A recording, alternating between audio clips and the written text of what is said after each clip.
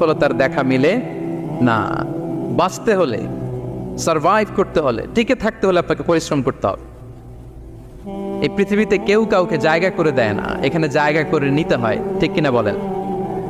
আপনি যদি পরিশ্রম করেন, পরিশ্রমে যে ঘাম ঝরে শরীর থেকে, পরিশ্রমের ঘামে জন্ম নেয় সফলতার বীজ।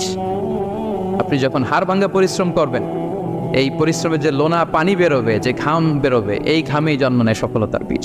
এবং সফলতার কোনো শর্টকাট হয় না প্রিয় ভাইরা। অনেকে অল্পতে সফল হতে চায়, শর্টকাট খুঁজে, আসে না নাই? না, সফলতার জন্য আপনাকে লং কাটে যেতে হবে।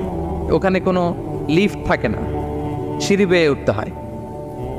অনেকে চায় যে সফলতার লিফটে উঠবো, সুইচ চাপবো, সাকসেসফুল ইন লাইফ। না, এত সহজ না, আপনাকে সিঁড়ি বেয়ে উঠতে হবে।